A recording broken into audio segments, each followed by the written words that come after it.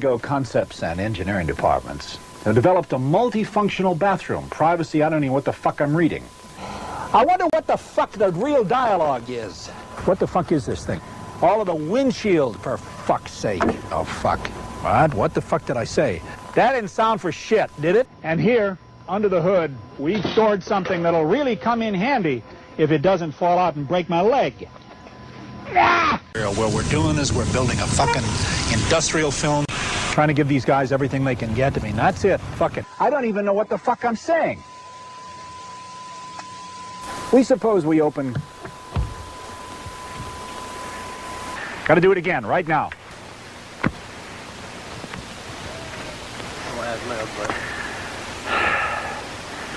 Oh, fuck.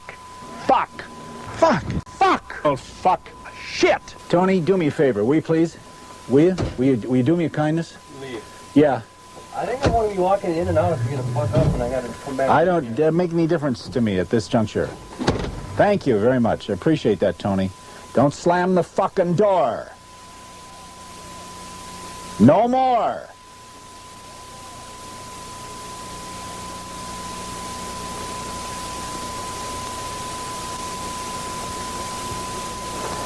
Listen, I've got to give a clue here now. I don't want any more bullshit anytime during the day from anyone. That includes me.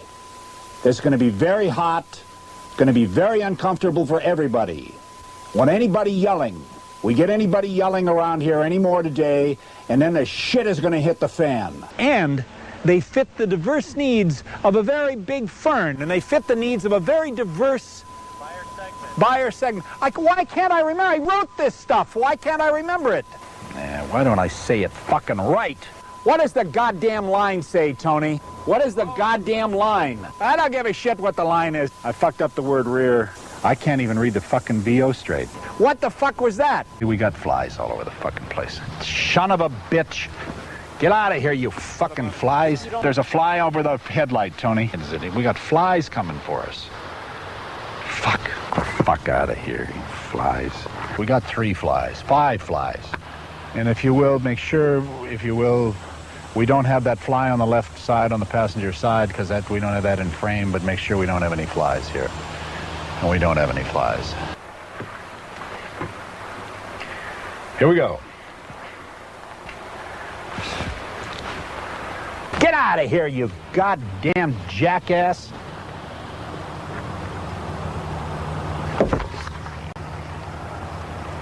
I gotta read it again because my mind is just a piece of shit this morning. God, I can't fucking make my mind work. Tony, give me a towel for just a minute, please. That... I'm blinded by that fucking hot light. Goddamn son of a bitch! What do you mean, I'm gonna fall off the fucking thing? Fuck. Just keep running. Bullshit. I'm going to slate this fucker. All right, I haven't got time to mark this motherfucker. Here we go again. We can't hear anybody. Nobody can talk to anybody. Still speeding. Well, turn the fucking thing off, you dumbass. Man, I'd like to kick your fucking head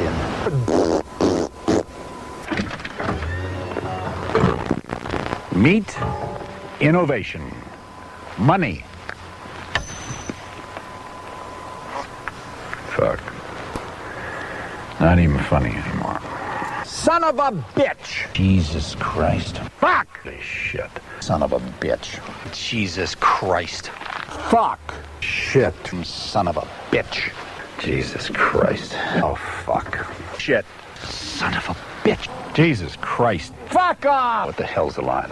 Shit! What the fuck is it? Can't remember the goddamn line. The accoutrement that you will need. Accoutrement? What is that shit? I don't know, shit. It's just all gone. I get so goddamn diuretic when I sit here, and my mouth just never stops. For 1989, each individual storage compartment has this controlled light that you can put up your fern if you want to. How's that? What shot is it? Oh, shit. What did I do? Did I walk through it? Is going to be very helpful in keeping you from falling down, you big dumb son of a bitch. You're just 5, 4, 3. Fuck it. There's no words on tomorrow. Fuck it. We'll do it live. Fuck it. I've never seen that fucking thing.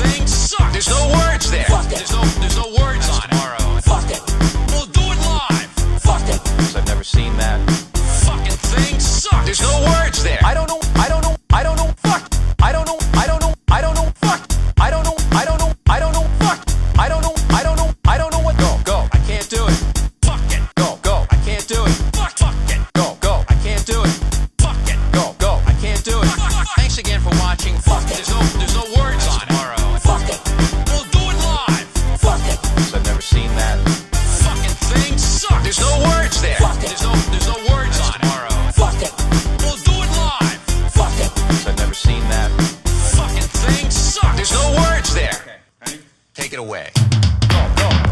Yeah. Go, go. Yeah. Go, go. Yeah. Fuck it, fuck it. We'll do it live. Go, go. Yeah. Go, go. Yeah. Go, go. Yeah. Fuck it, fuck it. We'll do it live. Fuck it, fuck it. Go, go. Fuck it, fuck it. Go, go. Fuck it, fuck it. Go, go. Fuck it, fuck it. Go, go. What does that mean? To play us out? To end the show?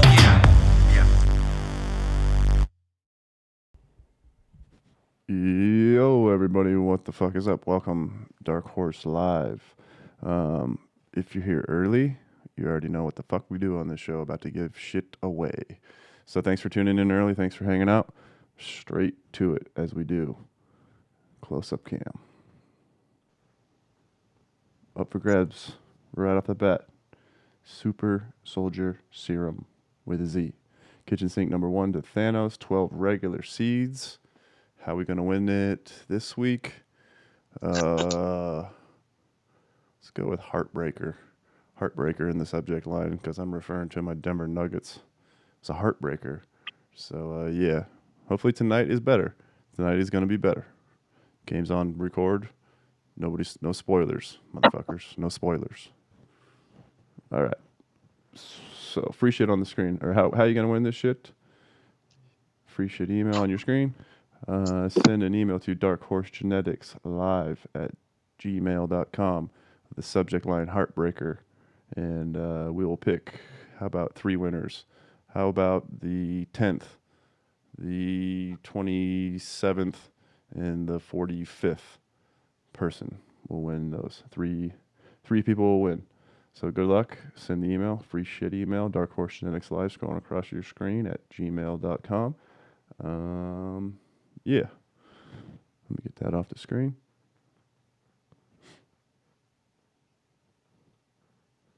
Let's go back to this. Sorry, computer's a little slow. All right, everybody. So what are we going to talk about today? I wanted to bring on my buddy to talk about grow tents. I'm sure a lot of seed growers are interested in grow tents.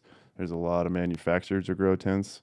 But I would think the most people who are interested in grow tents are probably first-time growers or people who are starting to grow, people in smaller spaces. So that's kind of what we're focusing on tonight, is talking about grow tents. And specifically, I wanted to bring on hydro grow tents, because they're our buddies. We've, over the past couple of years, become buddies. I use their tents. They hooked me up with a couple of tents.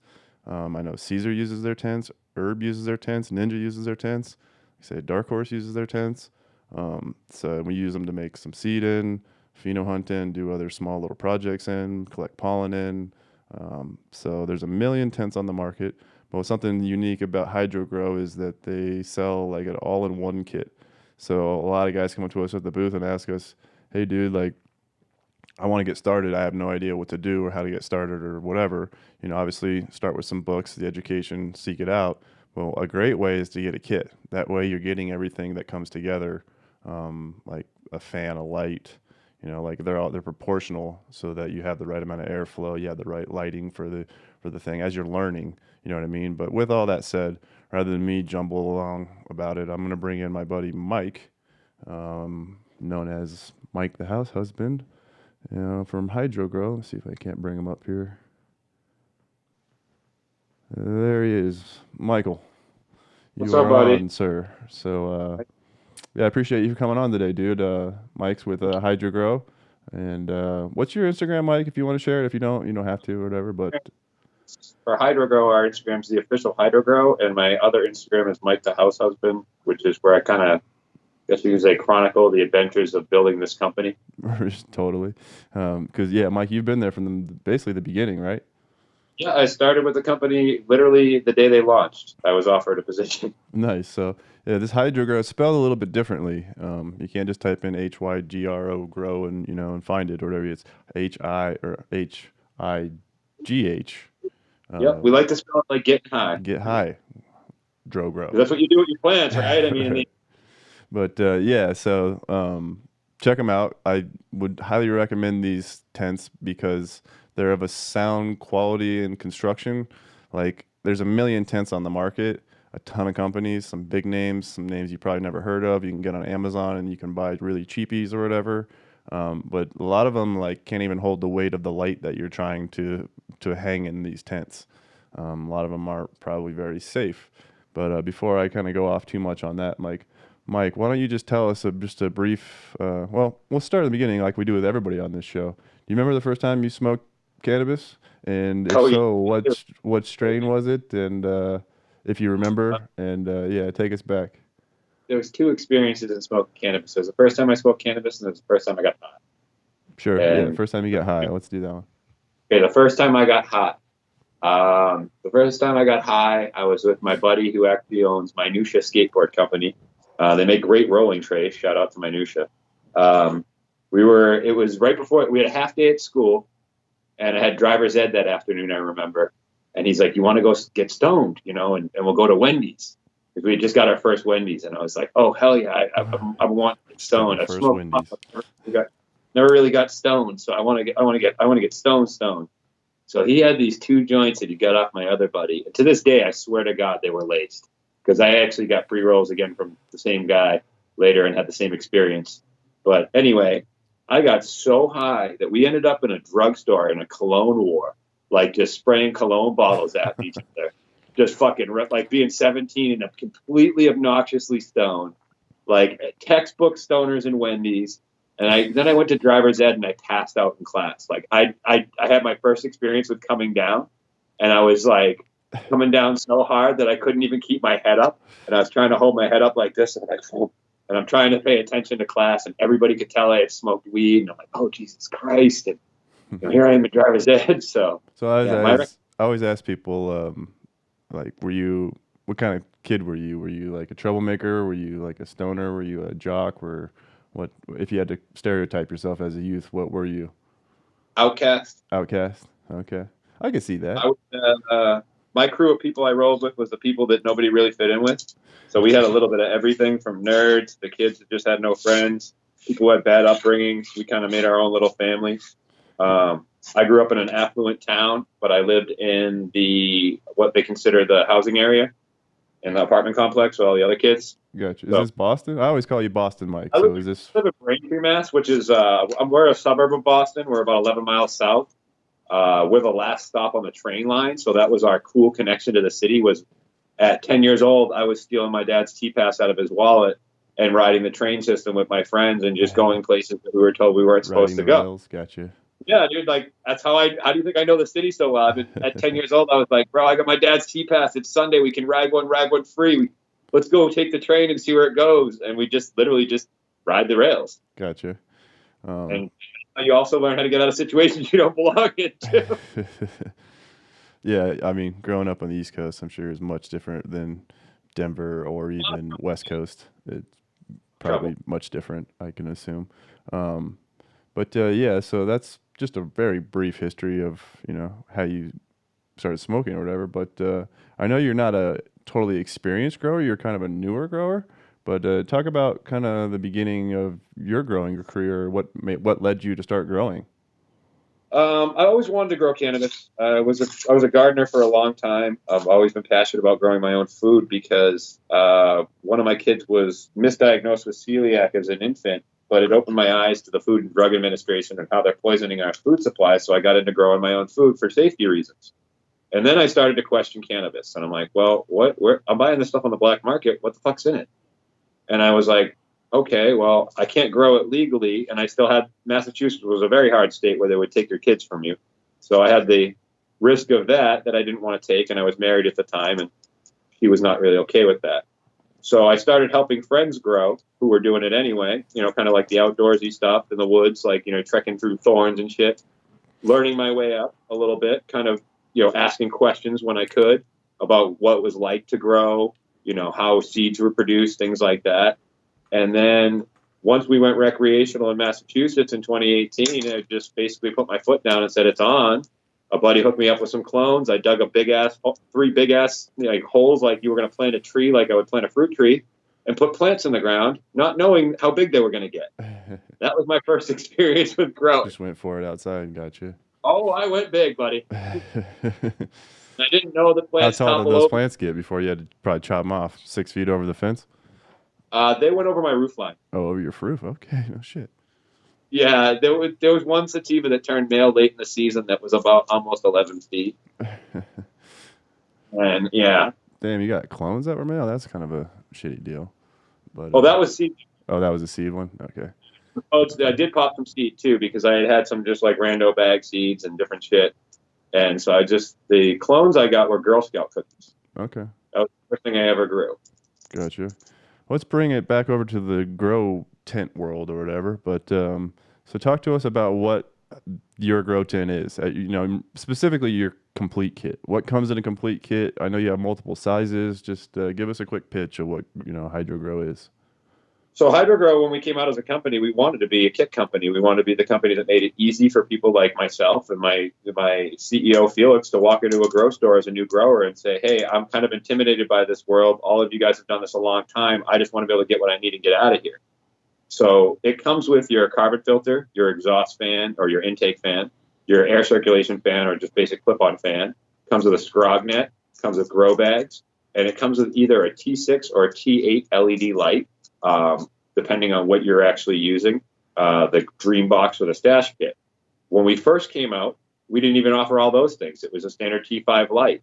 In 2018, we were awarded High Times Magazine Grow Tent of the Year, and we beat out Gorilla. They'd won it 9 years in a row.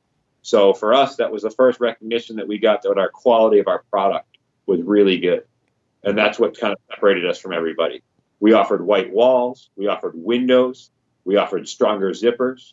We offered a tent that rolled up and gave you better accessibility versus down.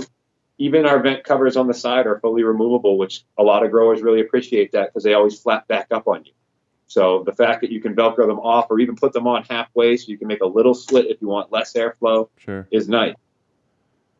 I will say that you guys came to us during the design and construction of a lot of these and other growers. I mean, I've seen you at the trade shows and everything else. I know the owners of this company, but you guys have come to us and said, what do we need to do to make our tent stand out or be better than, what do you not like about the other tents, blah, blah. So you could say that your tent is basically designed by growers for growers because you took into idea, or the concepts from, growers to sort of make your tents better. What you talk about, sort of the flap control and other things that may be lacking on these tents or whatever. But you did say something right there that I kind of wanted to bring up on this, and I'm not even sure how familiar you are on this topic or whatever, but I'll just talk on it briefly or whatever, because long before HydroGrow even existed, in 2008, roughly around that time, grow tents got real popular. And all of a sudden there was a problem with plants, and it was off-gassing coming from the plastic used in these tents. And really what it was is, I actually took a note so I don't say it wrong, but it's called a phthalate. And these phthalates it's a chemical that is used in the production of like PVC or polyplastic. And when you open something plastic and you get that really noxious smell or whatever, I think of like children's like playpens and like tents you set up or whatever, but if you get a really rank smell of plasticky, noxious type of odor or whatever, that is kind of what that is. They've been studied heavily, controversially, for the past few years or whatever, but as it relates to growing, these phthalates or whatever were known for this off-gassing effect that happened, and it was people started noticing their plants were dying in these tents. And it looked like something between overfeeding and a nutrient deficiency, and like your plants were washing out, and they would literally like yellow leaf out, but they would become almost white before they turn brown and die. And it was linked back to let's actually have the link right here. There was a company, Hydro Hut, that sold these, and Hydro Hut was the only company at the time. They were all manufactured in China, similar to how they are now. But Hydro Hut was the only company at the time that did an actual recall, put out a statement, acknowledged the fact that these phthalates are existing within their tent, that off-gassing is a real thing. And what they all kind of equated it to was the use of a white poly as for the wall. And now you'll see in grow tents, a lot of them, instead of like a white panda film type walls, they're onto like a silver speckle kind of shit. and that silver speckle was their answer to the off-gassing of bullshit that was happening. But HydroGrow, specifically rolling it back to HydroGrow now, I noticed have the white walls or whatever. And that was my first thought was like, ooh, don't use white walls. Don't use clear windows. Don't use that gnarly plastic or whatever.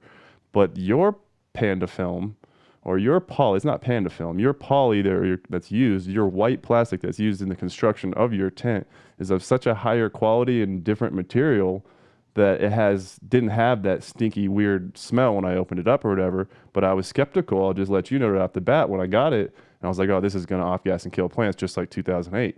And it didn't at all. And I know many grows that have happened with these tents. And I can say with, testimonials that they absolutely are fine. They don't have the off-gassing effect. I haven't really heard of this being much of an issue in the later years. But in, I would say, 2008 to 2010, 11, this was all the talk about grow tents. And I would say if you get what you pay for. So if you go for Amazon and you go for the absolute cheapest tent that you can get, you know what I mean, in Alibaba or wherever it may be, and you get it shipped over from China, it's probably, I won't say going to have the off-gassing effect, but this is something that you need to look for. If you have a really shitty tent and you can't get a good grow off in there or whatever, you can't get a good grow. I had one of these. It was a 10 by 20 in one of my grows in the garage, actually in the garage, but it was more the warehouse area of the dispensary in the back. We put up a 10 by 20 and I could never grow a successful crop out of it. And I'm going, are you fucking kidding me? What's the problem? I know how to grow wheat. I don't get this. And it was the off-gassing from those tents, and I was scratching my head forever. So if you have struggled in the past with tents, it may have been the off-gassing effect that was happening in the past. But roll it back over to HydroGrow. Are you familiar at all with any of this, Mike? Have you heard of the off-gassing of tents? And I can't speak personally as to how we got here, but yes, that was a factor in here. Felix would be the better answer of that question. But when we designed our company, white walls we went after for light refraction, but also knowing the concerns of the past.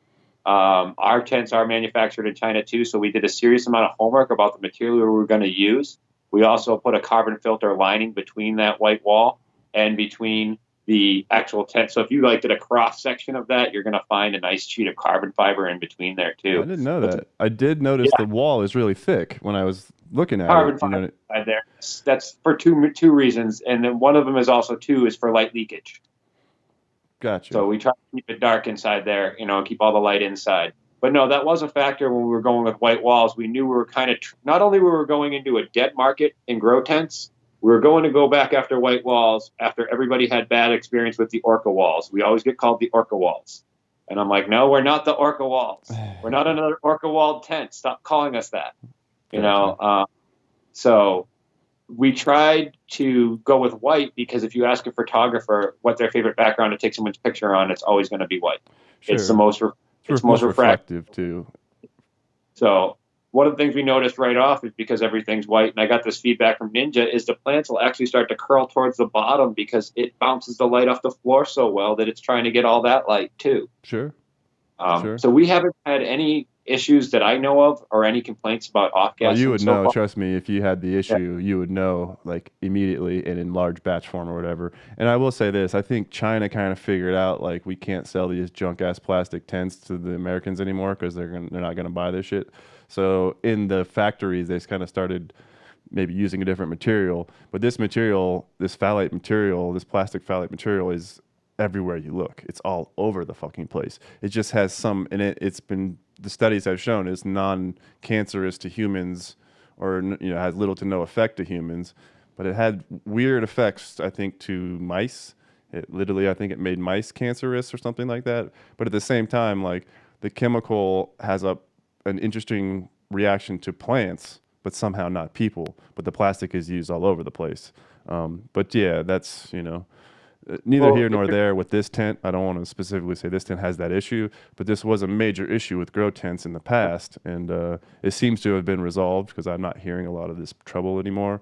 But yeah, I would advise everybody on, that listens to this program is to steer clear of the cheapest tent you can find. You may have problems there. Get what you pay for. You get what you pay for.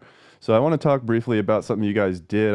You might not want to talk about this too much. We can move on. But you guys did something originally as you came out, and this is a large seed audience that sort of watches this program, but you guys gave like free seeds or like a voucher of seeds with every kit, because the whole idea was the kit was going to have everything. It was going to have seeds, all of it, short of some soil or whatever. But I think probably legal reasons and other reasons why you got away from that. But can you kind of tell us what happened there, or how that went down? It was a great marketing idea. It didn't work out. That's part of the reason we didn't do it. Not enough of the seeds were coming back on return because of exactly what you saw. We're going after new growers.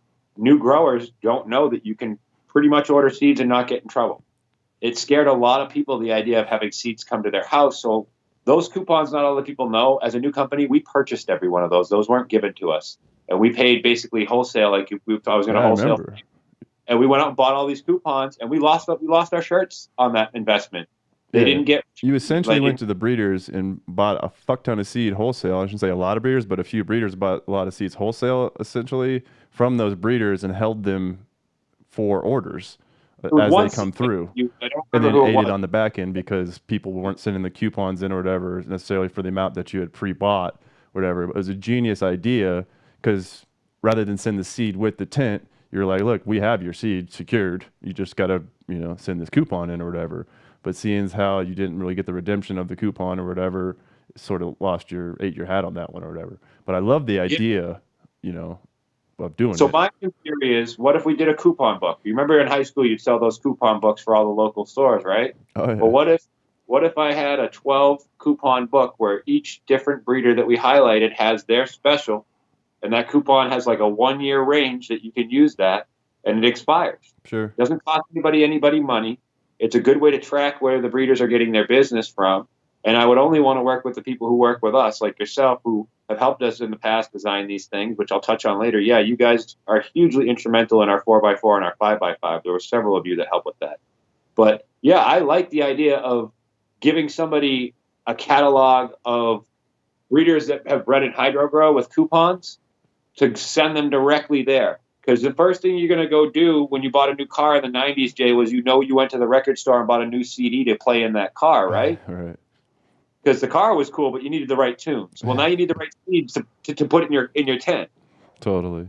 You're gonna want to grow weed like all the people that you follow on Instagram, right? I mean, I'm blessed to say most of those guys are my friends, so I want to help out my friends too at the same time.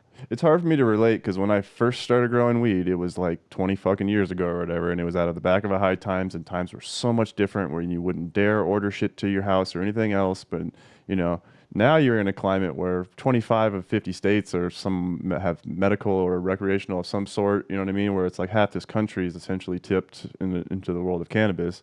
And it's like, it's much more, you're getting much more like mom and pop type growers or hobbyist type growers to come in and try this out. And they're like, hey, I enjoy smoking cannabis. I spend so-and-so a month at the dispensary or whatever, and maybe it didn't taste that good or I didn't like it or whatever. Like, let's try it. And then you go and you get a tent, you stick it in the basement or whatever, not really knowing what you're doing. And then your first logical step was, I went online and bought some seeds that were junk. I had no idea. If I could have had a coupon as like to try out, you know what I mean? Like, I would have utilized it. Yes. Yeah. Maybe it's a coupon that when you order your pack, I'm going to send a tester pack guaranteed. This is good for 1 free tester pack with purchase. Something like that. Maybe make it so you guys can use these things. This is also good at any event you see us at for the person that doesn't want to actually do it online, that might come see us at a CannaCon. Make the coupon good there too. Sure. Have them bring it in. That's even cooler to see somebody walk in with the coupon and be like, here, I want to cash in my coupon because I don't want to buy online. I'm private.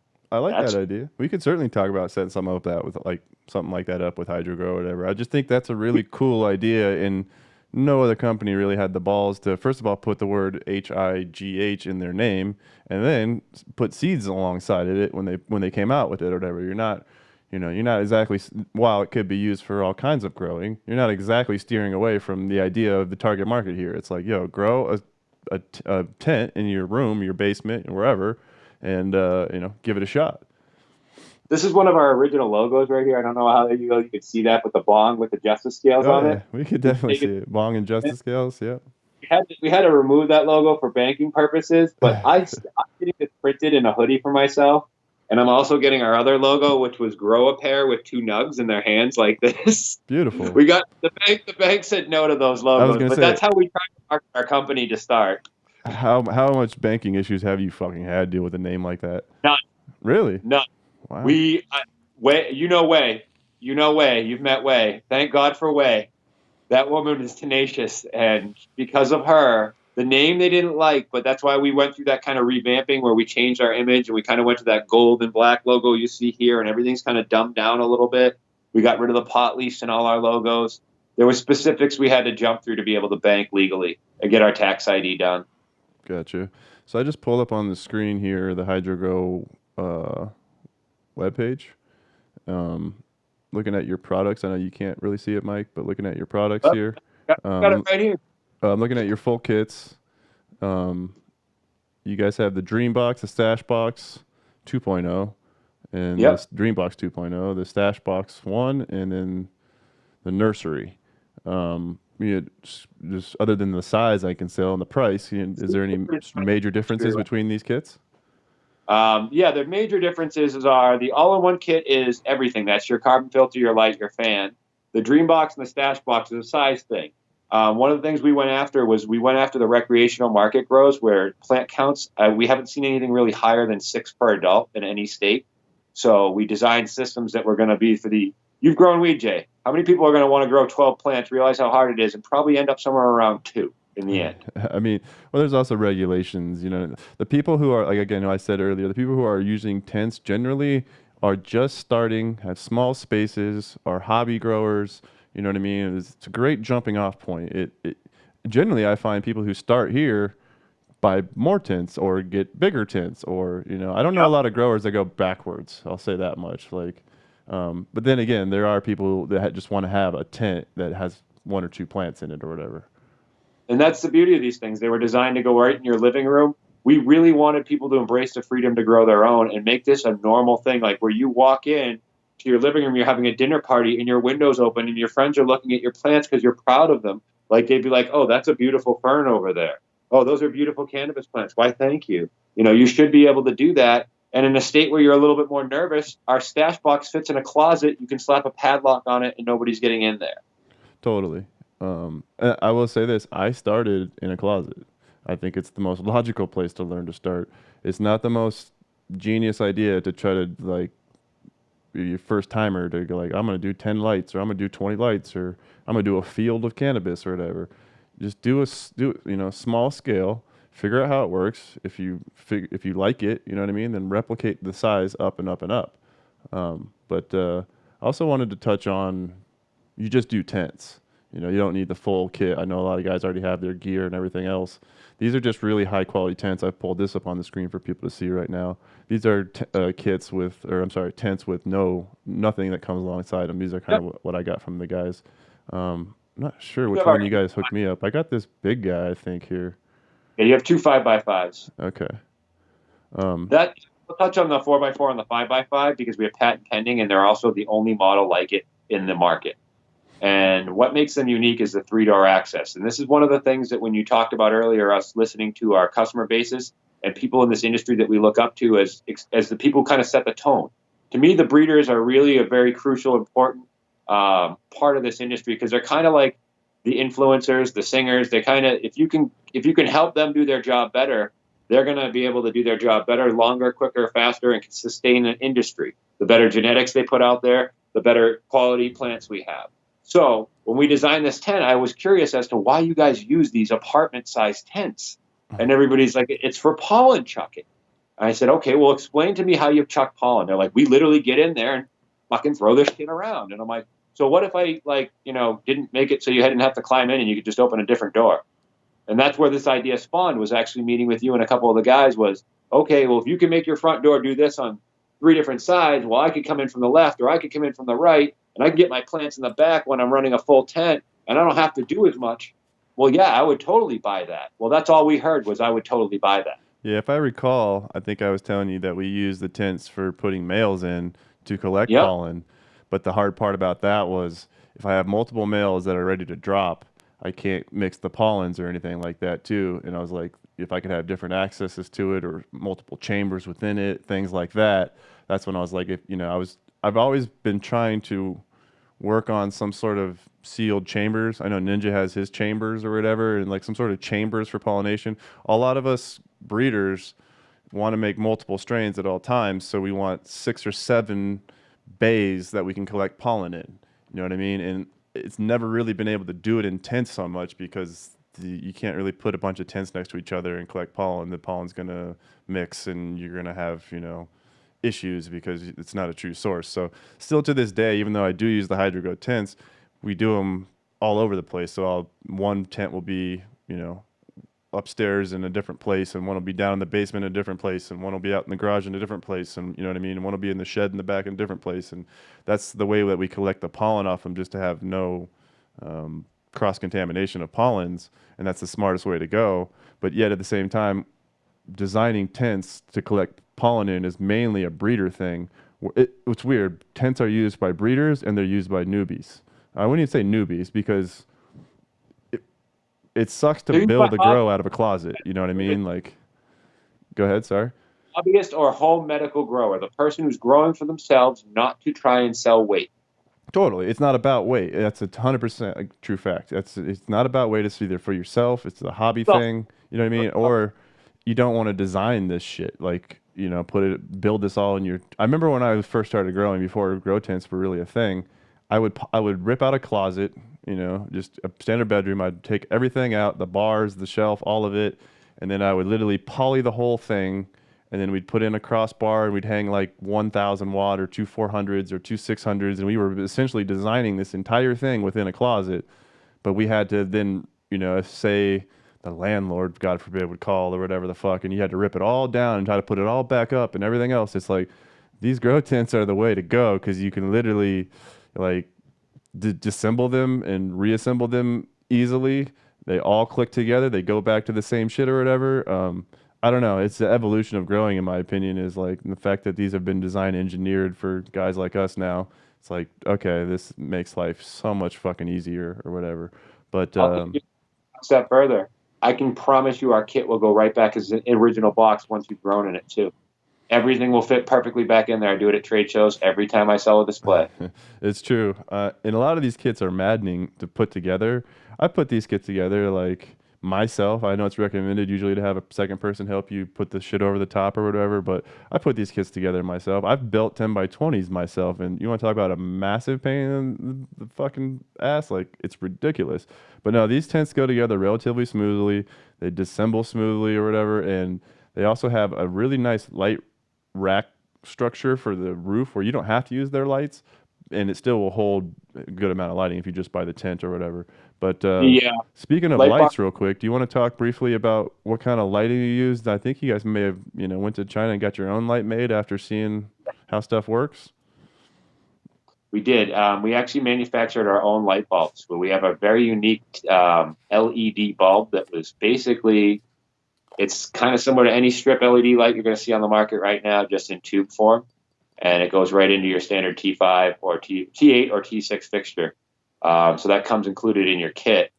And when it comes to lighting, you know, I'm still new to this game, so I've been running all kinds of different lights in terms of what I like. I've used stuff from Science, Growers Choice, a couple different people that I've really had some good success with. So nice. Let's say, is there like a specific tent that you would recommend for just like mothers, or like I see there's with the third wall you have the ability to push them together, which is something that I've done. You know what I mean? So I've sort of created this connection of tents that go all over the place.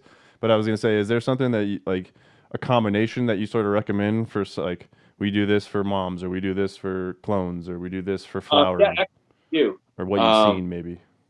The stash box was probably my favorite for doing cloning and for doing seeding in, but we only offered it as a kit.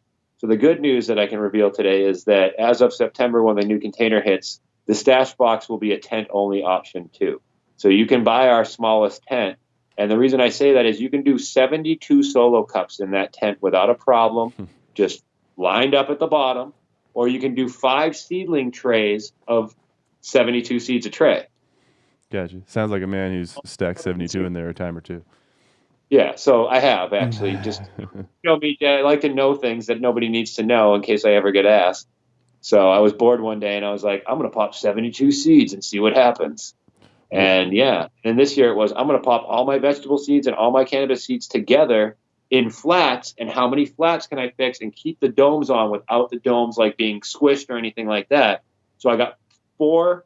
I got 2 and 2. 2 and 2, and then and then like 3 long ways. So I got 5 in there, and that was about 360 seeds. So somebody like yourself who's really trying to find, test some genetics, it's a great little thing just for plants you're going to kill anyway. Yeah, I know a lot of guys that do reversals in tents also because it's if you can create controlled environments, small controlled environments, it's all over the place. You can do breeding in them relatively easily as well. Or like I say, but. I was going to ask you this. Do you guys have I think you do, but we got some like ballers on this show or that watch this show or whatever, some dispensary owners and everything else. Or do you guys make like a custom tent for somebody has like a facility or something that they need like a unique space and they really need something? Like, is that something you do? Yep. We can do any kind of custom designing. It would just involve, I need dimensions. There's a. Uh-oh. We lost him. Call. I had to put a deposit down real quick. So that was the only thing you have to do is put a deposit down, and we can build you any size. The material is available all the time. We can get real specific because I've started thinking about my 5x10s and my 4x8s, which if COVID hadn't happened, we would already have. And I started thinking about what you have yours set up as, and I'll talk offline about your breeding chambers, but it's coming, Jay. Nice. Yeah, we've been talking to these guys about hooking me up something a little bit special or whatever that I can use. Yeah. Tell me about what you guys have coming up. I mean, maybe that you can talk about new releases of tents, trade shows you're actually going to attend, sales, promotions, anything. What the fuck are you guys doing in COVID world? Promotion. There will be a promo code going online live Friday for the Harvest Festival that we're out here in Oklahoma. By the way, I'm in Oklahoma City. Hi from Oklahoma, everybody. We tracked him down. This dude's all over the place. Yeah, I was out here meeting I actually picked up some new grow shops today, which is good, but I came out here mainly to get some reorders from Grow Generation. But Oklahoma Harvest Festival is this weekend. If you're in the Oklahoma area, it's on the Tulsa side of the state. They have a medical growers cup, which Hydro Grow is giving away one of the nurseries. That's what Caesar has that he uses for his clones. What's the website? I'll pull it up real fast for the people. Or what's the name of the show? It's if you put it in on the Instagram, you put OKC Harvest Fest. Or Oklahoma OK Harvest Fest. It'll come up. It's on my Instagram too. I've shared it a bunch of times. OKC Beautiful? No, it's the Harvest Fest. It's at Copperhead Rally. Copperhead Rally is the website because that's the fairgrounds. It's at Copperhead Fairgrounds in Oklahoma is what you need to Google. Saturday, September 19th. That would be it. No, it'd be this weekend. So that's not the 19th. It's the 10th, 11th, and 12th. Sick. I'm not finding it. I'm looking real bad here. Hold on a sec. It's on Instagram. I'm looking on Google. I was trying to pull up like their website. Oh, or something. They might not have a website. If you Google on Google, pull up Copperhead Rally, Oklahoma. That's the fairgrounds, and then it'll be on their website. You can link to it from there.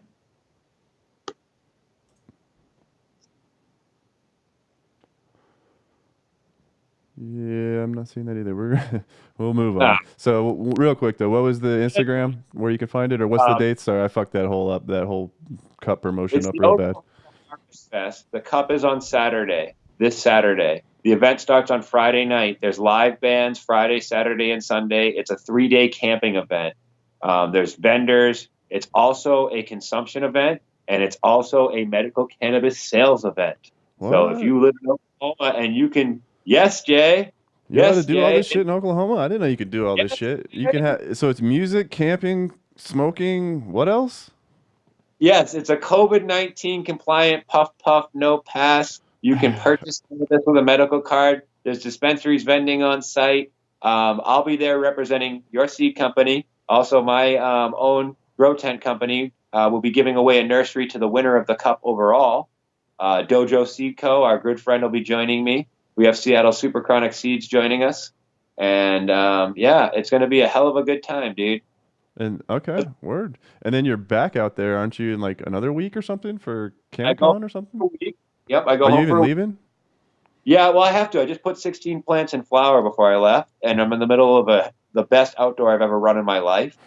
So I've got my little at home taking care of things for me, and she's the best. But I got to get home for a week and see her and take care of the plants, and then turn around and come back here for CanCon. CanCon, and that's a 3-day deal or whatever. How's that working? Like, is that That's going with to be 2 COVID? Is days. it sort of the same thing? Just mask up and COVID-19 come down? compliant. You have to do social distancing. It's actually for us, Jay, as vendors, it's the greatest thing ever because we get to pay attention to each customer. It's not trying to entertain 19 people and Not getting mobbed as much. It's like one by one. No. You have to give somebody a space, and that's the way they're doing this. This will be my second COVID compliant event out here in Oklahoma since this happened. And I like the fact that I get individual attention with the person in front of me. The person behind them has to stay a certain distance away and can't be talking over their shoulder or trying to speed up their transaction. Gotcha. So as the ability to explain crosses and do our jobs best and really give people that 5 minutes that they want when they're a consumer, we're actually allowed to do it.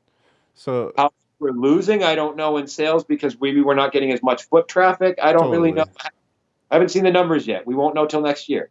total. I mean, yeah, I'm sure it's going to be down, but at the same time, at least you guys could still do something or whatever. It's I don't know. I haven't had the balls to go out and do a trade show yet. I'm sort of wondering to see how this all comes back around. But Oklahoma seems to be pushing, forward with trade shows or whatever. So, you know, but And I take a lot of inspiration from your old stories, that you tell me about your dad. And that's kind of what I feel like right now is just being an old road dog, just taking my product city to city, door to door, yeah, I don't know if I ever told that story on this show, but my father is a traveling, not traveling, but a door-to-door vacuum salesman, and that shit still exists in 2020.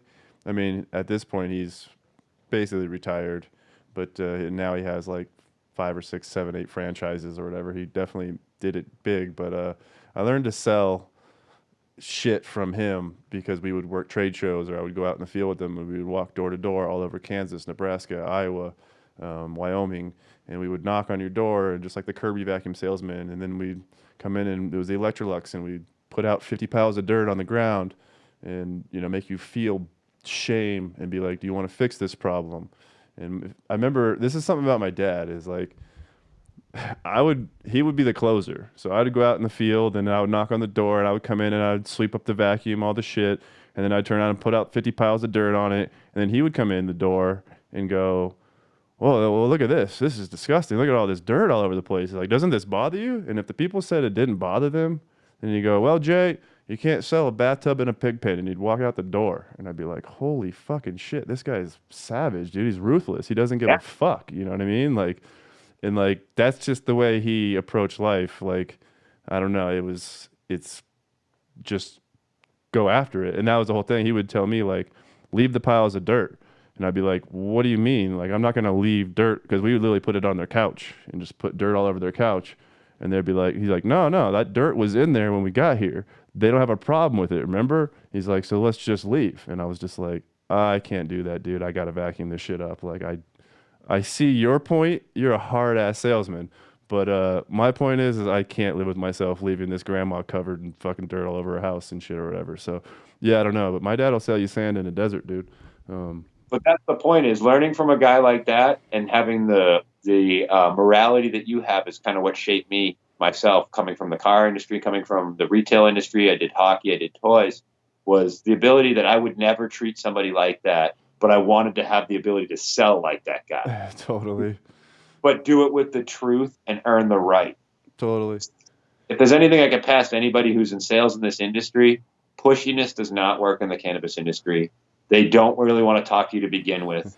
So you've got to really have a quality product you're backing. You got to know about your product. I mean, the only way you can sell anything like that or behave like that is to sell a product that just kick ass. And that's the thing with those vacuums that my dad sold. Electrolux vacuums, they're fucking amazing. They don't break. They're amazing 20-year vacuums. You can buy them, and 25 years later, you'll still be using that fucking vacuum or whatever. And like, I don't know, it gives them some sort of confidence to be like, well, these fucking people don't care. I'm out of here or whatever the fuck. And it was just like, wow. Like, I don't know. if you got a shit product and you behave like that also, it was just like you're a super dick. But if you have like the answer and they just don't want the answer, then all of a sudden it's like maybe you're not the dick. It's just the way you behave. But yeah, I don't know. That's deep thoughts, life lessons. What I'm hearing is you're basically talking about my competitor that let us catch up to them or come out and beat them because they use their name and their quality of their product to be F you. We're just going to keep selling you shit because you're going to buy it anyway because of the name on the box. And yeah, they did have the best and slowly just dumb down the quality because of the name. Yep. So yeah, if you don't keep up on the quality, you got to have everything, the full package, you know? I agree with that. Here. Well, I think I'm going to give away some more seeds. Sure. We'll let you pick the code word, Mike. Let's see what we want to give away. This one will be Soulstone. Just so they spell it right, the code word's HydroGrow. You just got to spell it right. Code word is going to be HydroGrow. And the seed pack. That one who's really paying attention. Soulstone. I just took you off the screen, so now they don't know. HydroGrow. I got to put it up on the email here. Free shit email going across your screen. There you go. We'll give away 3 of these as well. Mike, what number of people should win this? I feel like we should do a high number because it's always like the first, the live viewers kind of always suck these up. We should do like 100 or something. Like, okay. But I don't know. Pick 3 numbers. You can go ahead and pick one high. There's usually anywhere up to 500 people trying to win these shits, and I'm giving away in the first 10 or 20 every week. 500? Yeah, around there. 113. Okay, 113. Let's do 66 because I'm basically on Route 66 right now. 66. And let's do 220. 220. So you can try multiple times, because a lot of you guys do, but these are the numbers. So The low people winning it early. there you go. So free shit email, darkhorsegeneticslive@gmail.com. This one, if you're watching on replay, you have a legit chance at fucking winning. So exactly. I want to see some high number win. High numbers are going to win. Free shit email, darkhorsegeneticslive@gmail.com. In the subject line, you got to write HydroGrow, but spell it correctly. I got my hat off and my shirt covered up now, so they can't cheat. Yeah, I got you. We're on full screen cam right now. I'm going to bring you back. So now he's in. He's covered up his stuff. All right, guys. So with that, I'm going to sign off with Mike. But hey, Mike, let me take this free shit off the screen real quick. There you go. I appreciate you coming on, telling us a little bit about your equipment. Is there anything I left out, or anything you want to talk about, or you want to say about your equipment, HydroGrow, or anything that you got going on? No, I want you to bring back kosher kush crosses. You want me to bring back more kosher kush? I mean, that's not a bad fucking idea, dude. I'm with I you. want you to bring back your kosher, and you know what I'm talking about. Yeah, I know what you're talking Not about. anybody else's kosher. I want you to bring that cut back and breed with it. I got it. Stop I got you. Greedy. Stop being greedy and keeping it for yourself. Yeah, I always smoke it all, dude. I just smoke it all. It's like 36%. It doesn't even make store shelves. It's fucking Thank amazing. you. The reason why I want to touch on that too is because it's one of my favorite weeds of all time, and it's not a high THC. Big surprise. What, kosher? Kosher's high as fuck. But I'm saying, compared to today's, like the 30s, this and that, it's like I don't buy. It just lines up your body chemistry or whatever. I got you. That's your girl. That one fucks you up. Unbelievable. The terp profile on that is one of the only things that will make me sleep. Nice. I don't know what it is about your particular cut. It's a nice, and it doesn't come on too fast. It just winds you down. So I'm thinking if you use some of those, hit some of your Thanos, hit some of your other stuff, bring back some of your older stuff, man. Some of that's, stuff that people maybe have found out about you now didn't get some of that stuff back then. Word. I like that you're saying all this with your hand across your heart, like you're pledging allegiance. Like I'm pledging allegiance to Dark Horse Genetics right now. Everybody already knows I love you guys. Can't wait to get home and pop some shit from you guys. I'm doing a seed run now, so. Word, buddy. Well, I'll catch up with you soon. If you're in Oklahoma City, or go to the Harvest Cup this weekend, and check out Mike. He's got a few of our beans available down there with him, amongst others. So HydroGrow tent, Ninja's stuff, and Seattle Chronic something he said. Seattle Chronic, Seattle Chronic. So Supersonic. Supersonic. There you go. But thanks for coming on, dude. I appreciate it. And with that, I'm gonna sign this fucker off. And same bat time next week, same bat channel. Peace, everybody.